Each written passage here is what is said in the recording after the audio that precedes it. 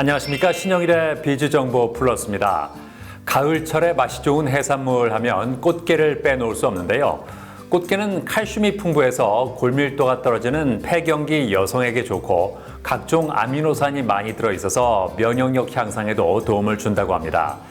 그리고 꽃게 껍질에 들어있는 키토산은 장의 활동을 촉진해서 변비 예방에 도움을 준다고 하는데요. 다만 꽃게는 나트륨 함량이 높기 때문에 고혈압이나 비만인 사람은 너무 많이 먹으면 좋지 않다고 하니까 참고하시기 바랍니다. 그럼 오늘 순서 본격적으로 시작합니다.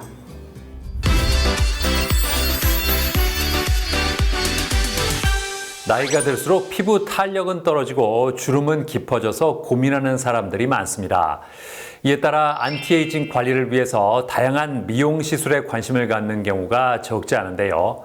자, 그래서 이번에는 얼굴뿐만 아니라 손등이나 목 등 다양한 부위에 적용 가능한 필러 시술에 대해서 자세히 알아봤습니다.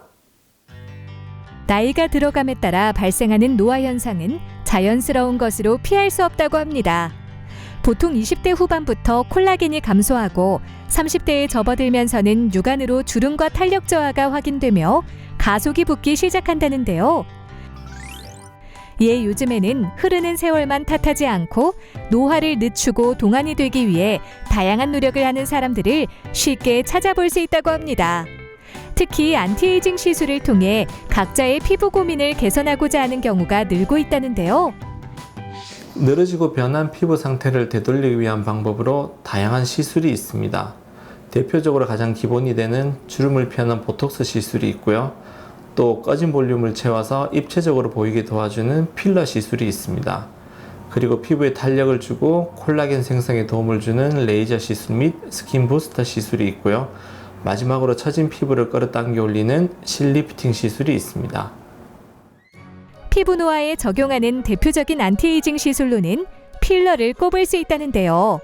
이 시술은 인체 성분과 유사한 히알루론산이 주성분인 계령태의 물질을 넣어 주름을 펴거나 패인 부분의 볼륨감과 입체감을 형성하는 데 도움을 주는 시술이라고 합니다. 필러 시술 전 상담에서 가장 중요한 점은 본인이 원하는 부위를 자연스럽게 보이게 시술하는 것이라고 생각합니다. 또 트렌드에 맞게 시술을 상담하는 것도 중요한 포인트라고 생각합니다. 대표적으로 애교 필러 시술을 말씀드릴 수 있는데요.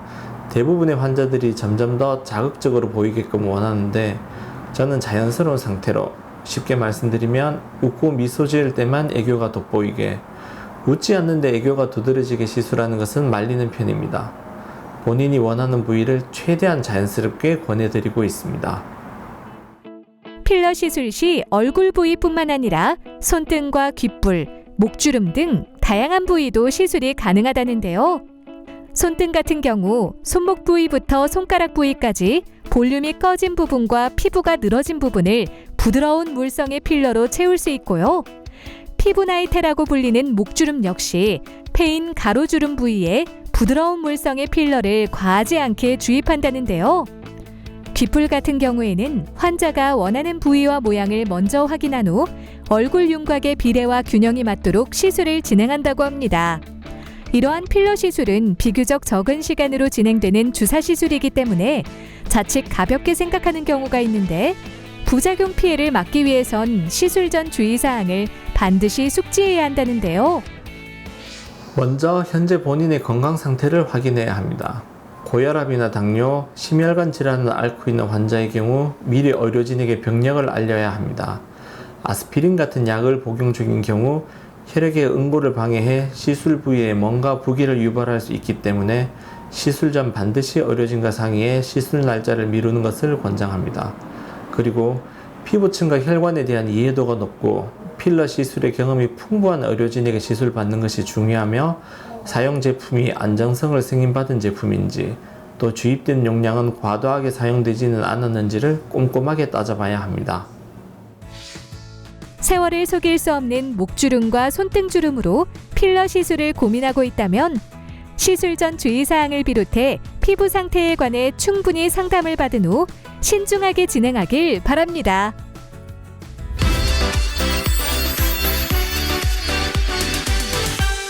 추현수 원장과 함께 자세한 말씀 나눠보겠습니다. 안녕하세요. 안녕하세요. 나이에 따라서 필러 시술 부위에 차이가 있을까요? 네, 젊은 층은 얼굴 라인을 뚜렷하고 돋보이게 하기 위해 이마, 앞볼, 입술, 턱끝 부위를 많이 시술하고요. 최근에는 바디라인을 돋보이게 하기 위해 힙필러 시술을 많이 하고 있습니다. 40, 50대가 되면 노화가 진행되어 꺼지고 처지는 현상이 생기는데요. 예를 들어 관자놀이가 꺼지고 팔자주름과 마리오넷 주름이 생기고 입술이 얇아지면서 나이 들어 보이는데요. 이러한 점을 보완하기 위해 필러 시술을 많이 합니다. 최근에는 얼굴 부위뿐만 아니라 손등이나 목, 힙이 처져서 내원하는 분들도 많이 있습니다.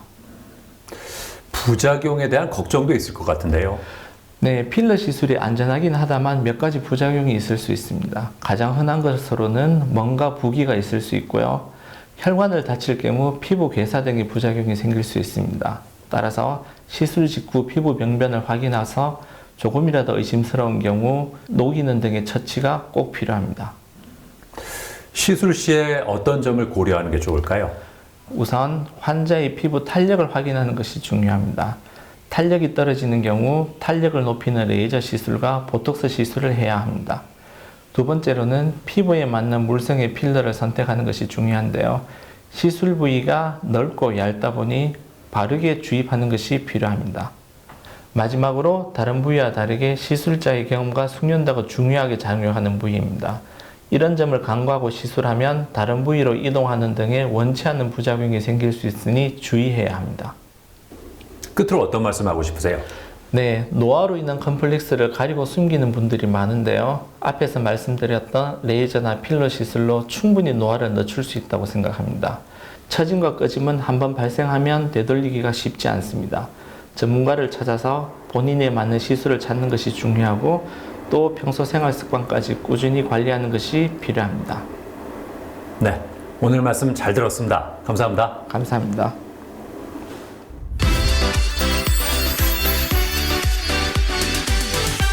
손톱, 발톱을 깎는 일은 일상 속 루틴 중에 하나인데요. 올바르게 깎는 법을 알려드리겠습니다. 우선 손톱, 발톱은 가능하면 샤워 후에 깎는 것이 좋은데요. 수분을 머금고 있어서 깎기 쉬운 데다가 잘린 파편도 멀리 튀지 않는다고 합니다. 그리고 손톱을 정리할 때 큐티클까지 제거하는 경우가 있는데 큐티클은 손톱을 보호하는 역할을 하기 때문에 그냥 남겨두는 것이 좋습니다. 그리고 발톱을 둥글게 깎으면 내향성 발톱으로 진행될 수 있어서 가능하면 일자로 깎는 것이 좋다고 하니까 참고하시기 바랍니다. 저는 다음 시간에도 다양한 소식 가지고 인사드리겠습니다. 고맙습니다.